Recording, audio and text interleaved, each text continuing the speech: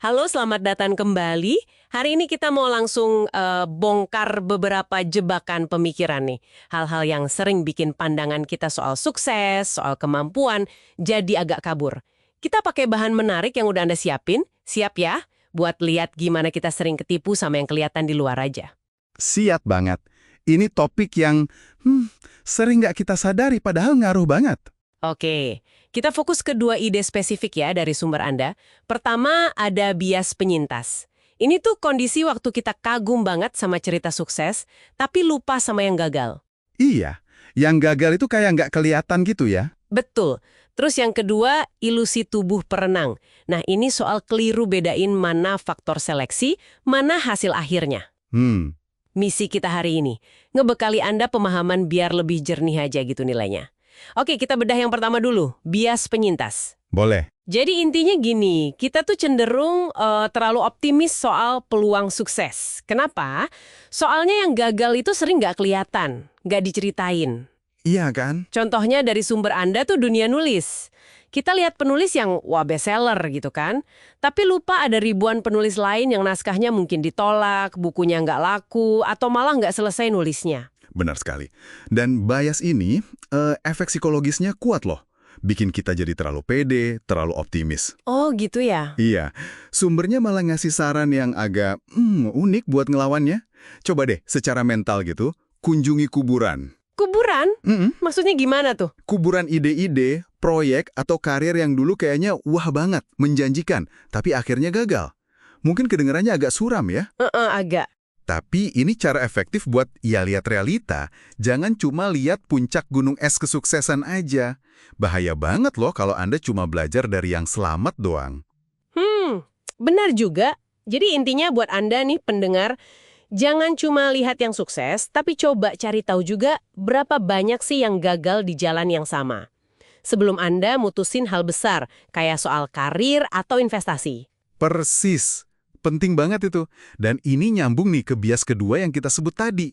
Ilusi tubuh perenang. Oke. Ini juga jebakan berpikir. Kita jadi bingung bedain mana kriteria seleksi, mana hasil dari suatu aktivitas. Contoh klasiknya kan yang perenang itu ya. Nah, betul. Apa perenang profesional itu badannya bagus karena mereka latihan keras? Atau mereka bisa jadi perenang pro karena emang dari awal udah punya bakat fisik yang cocok buat renang? Dan seringnya yang mana? Seringnya yang kedua, ya kan? Badan ideal itu jadi faktor seleksi bukan semata-mata hasil latihan. Nah, dan pola pikir keliru ini muncul di banyak banget tempat. Misalnya universitas top kayak Harvard gitu. Apa mereka nyiptain orang sukses? Atau mereka cuma jago banget milih calon mahasiswa yang emang potensinya udah gede buat sukses dimanapun mereka nanti kuliahnya?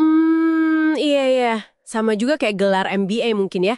Atau saran-saran soal bahagia gitu. Betul. Apa gelar itu yang bikin gaji naik? Atau orang yang ngejar MBA emang udah punya ambisi dan karakter lain yang bikin pendapatannya tinggi? Wah, ini bisa bikin kita jadi mikir ulang ya soal banyak hal, mulai dari iklan gym sampai testimoni orang sukses. Iya kan? Artinya kita perlu lebih kritis nanyanya. Hasil yang kita lihat ini badan atletis, gaji tinggi, senyum ceria, beneran disebabkan sama programnya atau pilihan itu? Atau karena orangnya emang udah punya modal awal? Kalau kita tarik benang merahnya nih ya, kedua bias ini nunjukin kecenderungan kita buat nganggap korelasi itu sebab akibat. Gampangnya gitu.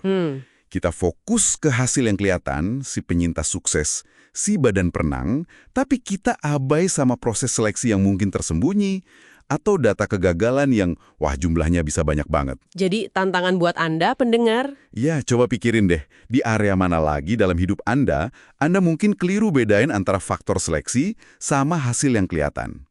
Mungkin pas milih mentor, ikut program diet, atau bahkan nilai kinerja tim kerja Anda. Jadi kesimpulan utama obrolan kita kali ini nih, selalu waspada sama bias penyintas. Ingat, cerita sukses itu cuma secuil dari gambar besarnya. Betul. Dan pertanyakan ilusi tubuh perenang.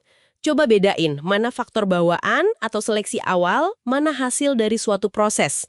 Jangan sampai kita kejebak jalan pintas mental ini. Nah, sebagai penutup, ada satu konsep lagi nih dari sumbernya Dobelli yang kayaknya menarik buat Anda renungin.